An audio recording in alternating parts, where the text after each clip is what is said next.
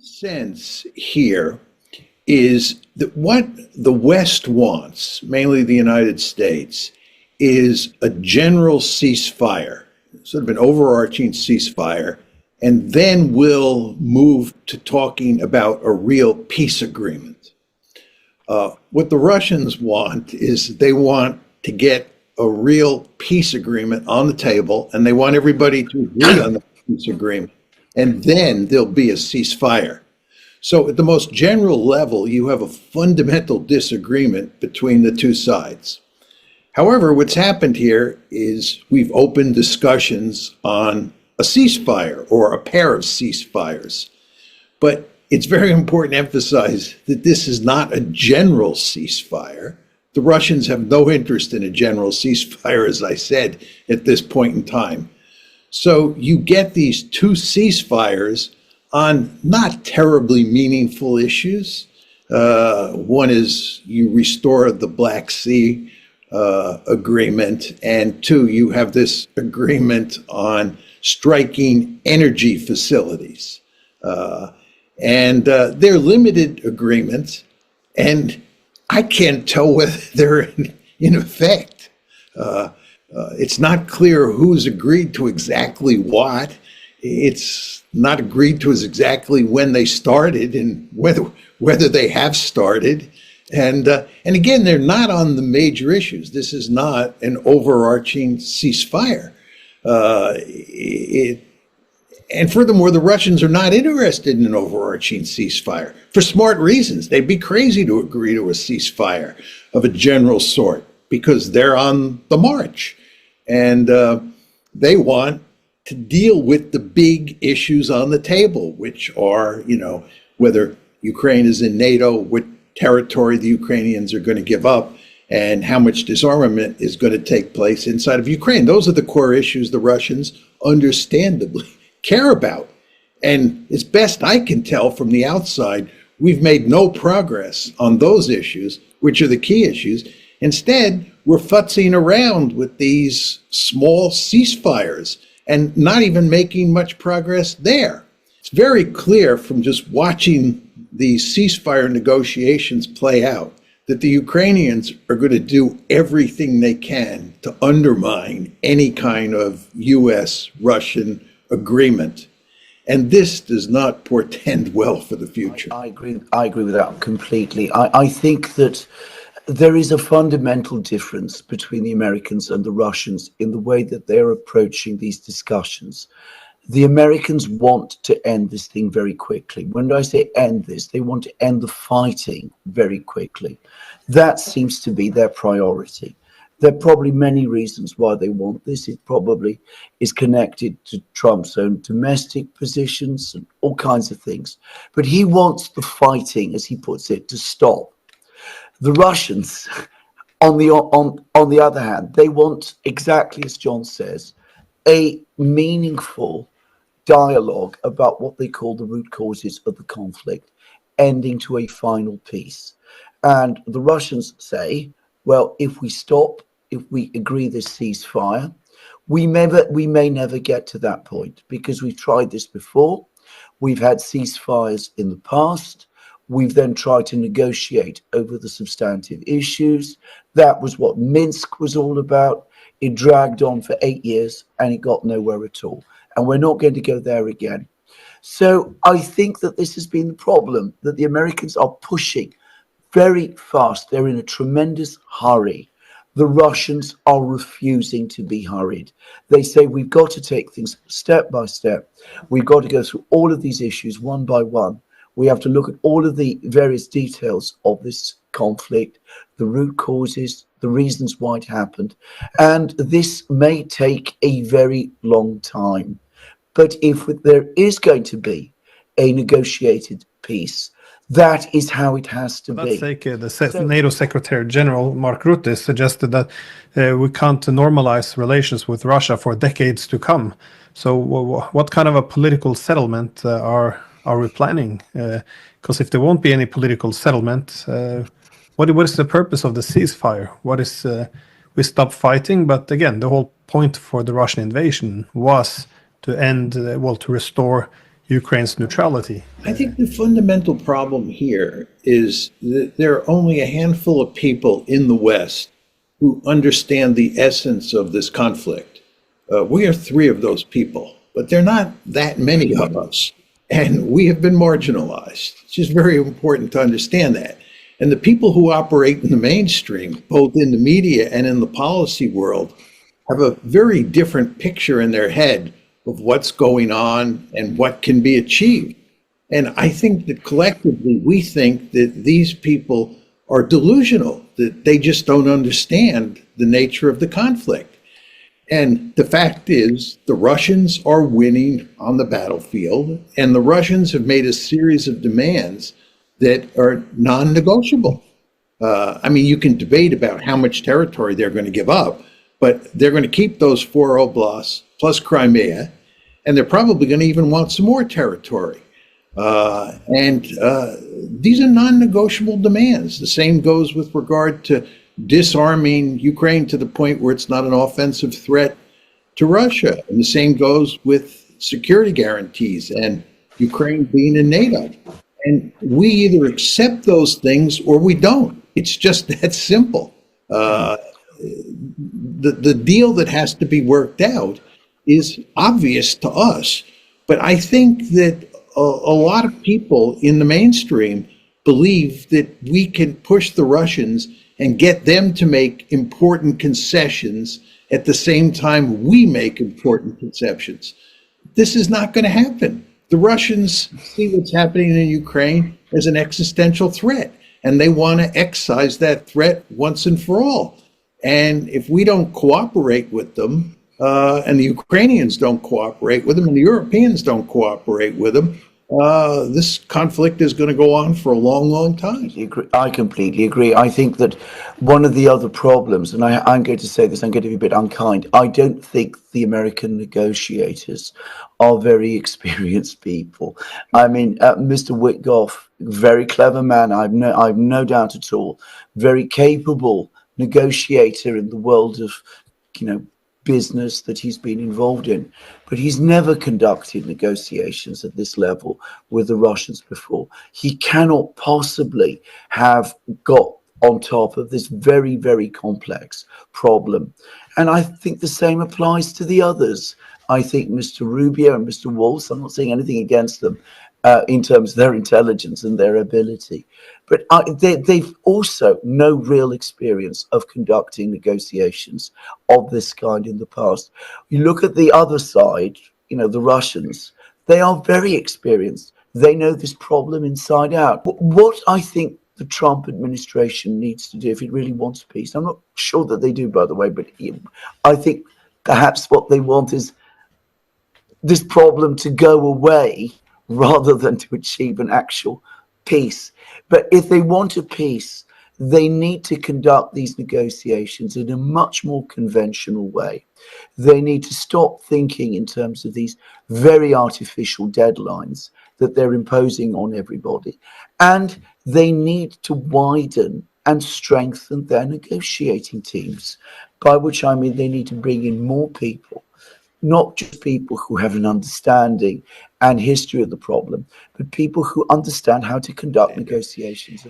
You want to remember that inside the Trump administration, there are a lot of neoconservatives, a lot of super hawks. And what I believe Trump has done is he's brought in Steve Witkoff because he doesn't trust people like Marco Rubio and Mike Vance. He knows he needs them for certain political reasons, but he doesn't trust them. So who is his main negotiator on Russia? It's Witkoff. Who is his main negotiator on the Middle East? It's Witkoff. So you bring in this guy who is very smart, and he's a great negotiator in the context of the real estate world in New York City. But as we all know, you have to know these cases like the back of your hand if you're going to be the lead negotiator, right? You have to know the Ukraine case and the Israel case backwards and forwards. And Steve Witkoff doesn't know hardly anything. He's not spent his life studying these issues. And again, not only is he dealing with the Ukraine issue, he's dealing with the Middle East issue as well. And that one's as thorny, maybe even thornier than the Ukraine issue. So he's pulled in two different directions. And furthermore, Trump and Witkoff are surrounded by people who fundamentally disagree on what Trump and Witkoff are doing. I think the only issue on which there's bargaining space is territory. And I think the four oblasts in toto are gone. Crimea is gone. And then the question is, can you negotiate with the Russians and get them to stop with the four oblasts plus Crimea? But in terms of disarming Ukraine to the point where it's no longer an offensive threat, and in terms of creating a truly neutral Ukraine, no security guarantees, no de facto NATO, no de jure NATO, those are non-negotiable issues for the Russians, as they should be. So I think the only place you have bargaining space is on territory. And my view, as I've said many times, is the longer the war goes on, the more territory the Russians are going to take, and the harder it's going to be to take that territory away from them. So you ought to tell the Ukrainians, you want to cut a deal now and minimize your losses. But that's an argument that's just almost impossible to sell at this point. In terms of leverage that the United States might have over Russia, I don't myself see that he's got much leverage at all. One of the great disastrous mistakes that's been made over the last 3 years is that all the leverage has already been used up and thrown away. I mean, we've imposed all these enormous sanctions. We've talked about seizing their financial assets, which the Russians by now have long since written off. The people still come up with this idea that China can be persuaded to put pressure on Russia. That isn't going to happen, all the more so as the relations between the US and Russia and China are now becoming increasingly strained. And why would the Chinese want to put their relations with Russia in jeopardy at this time? So I don't think there is much leverage. And I think it's this refusal to acknowledge this fact, which is also one of the key problems. People are not being realistic about the situation on the battlefronts. There's still this illusion that there is some kind of stalemate. Whenever the Russians advance, there's sort of acceptance that they're winning. And then eventually, when an offensive ends, as all offensives do, and the Russians stop for a time and consolidate and reorganize and rebuild, we get back into the stalemate narrative. There isn't a stalemate. The war is going steadily in Russia's favor, but people won't acknowledge this. And people still believe that, you know, there's a sanction somehow which can be imposed. We can do things that will somehow push Russia over the limit because their interest rates are higher than 20%. That means that their economy is about to collapse. Something of that kind. And until and unless we stop thinking like this, it's going to be very difficult to get negotiations moving forward in any sort of meaningful way. I think that one of the factors that is never understood in the West is that Putin himself is a very cautious man and a moderate in Russian terms. He is not the kind of aggressive, megalomaniac imperialist that he's represented. Far from it. Perhaps there are some people in Russia who are like that, but not him. And his ability to maintain a kind of discipline on the political system has been remarkable, and a sign of the political capital that he's been able to build up over the 25 years that he's been Russia's leader. But that political capital is not inexhaustible. And one of the things that you immediately sensed the moment the negotiations, the discussions with the Americans began, was that there was this wave of tension. Is he going to give it away? Is he going to give us another Minsk III? And there was this sense of relief after he spoke with Trump on the 18th of March, and it became clear that, on the contrary, he was going to stick to the positions. So Putin's political maneuver space is nowhere near as big as I think some people suppose. And certainly that criticism is there. If you look at how Putin has waged the war since February 24th, 2022, and then you think about how the Americans or the Israelis would have waged the same war. In other words, if the Americans or the Israelis had been in Moscow running this war, we would have been much more ruthless than Putin. And the Israelis, I mean, I don't even want to think about what they would have done to the Ukrainians if they were in charge. So it's really quite amazing to me that Putin has this reputation in the West of being the second coming of Adolf Hitler, this ruthless and highly aggressive dictator who's bent on murdering as many civilians as possible. And if we can just get rid of him and get somebody else in there, things will be much better. I think this is simply wrong. I mean, anytime a country wages war, it's a horrible thing and lots of people get killed. But the Russians have been remarkably restrained, at least to me, given my study of war over a long period of time. The Russians have not been especially aggressive or barbaric, given how many other militaries have behaved in the past. And I have long argued that it is likely, if you get rid of Putin, that whoever replaces him will be more aggressive, not less aggressive. But this is an argument that is hard to sell in the West. Well, it's one of the problems, I think, in the West. Whenever we go to war, we always go to war against the leader. We always go, we go against, we don't say we go to war against Yugoslavia, we go against Milosevic, we go against Saddam Hussein, we go against Putin. So the idea here is that you have to demonize the leader to a large extent, which assumes that you're actually not fighting the people, just the leader. The problem there is that you have to demonize the leader. And then the assumption is that, yeah, as you said, whoever comes next would be better.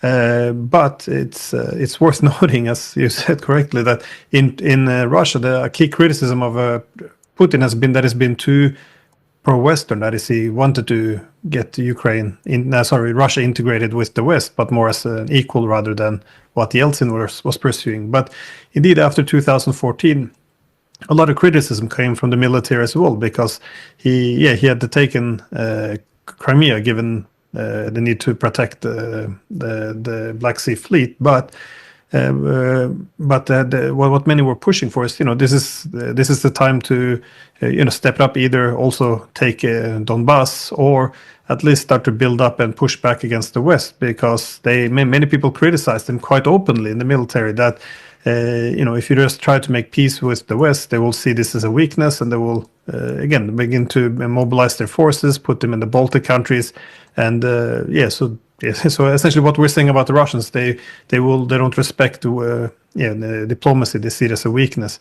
And then of course you see the same in 2022. The Russians invade, and you see the amount of troops that were used, the kind of tactics, also how little bombing there were. I mean this is not a thing is easy to say in Europe, because it's you become blasted for being a supporter of Putin if you say so. But it is also true that the Russians dropped fewer bombs in the first month of the war than the Americans did on the first 24 hours of the Iraq War. So given the troop levels, the few little bombing, again, it's not because there were necessarily that much better people than we are, but they saw this as something that would undermine the possibility of pushing peace. Because again, they did from day one after the invasion contact the Ukrainians and say, let's now start to discuss neutrality, which you have refused to do for the past 8 years to implement. So I think this idea that Putin would be that Putin would be replaced by someone softer or more pro-Western, I think it's nonsense. Paramount importance. And the three of us and a number of other people in the West understand that it was NATO expansion, and that was an existential threat to Russia. And the key words there is existential threat. Most people in the West do not think that NATO expansion is an existential threat. They think the Russians are just bluffing when they say this. And if you think that, then you don't worry about settling this one, and you don't understand what the Russian demands are all about, because you don't think that Putin views NATO expansion as an existential threat, but they do. And this has huge consequences for how they think and huge consequences for how we should respond to them to shut this horrible war down.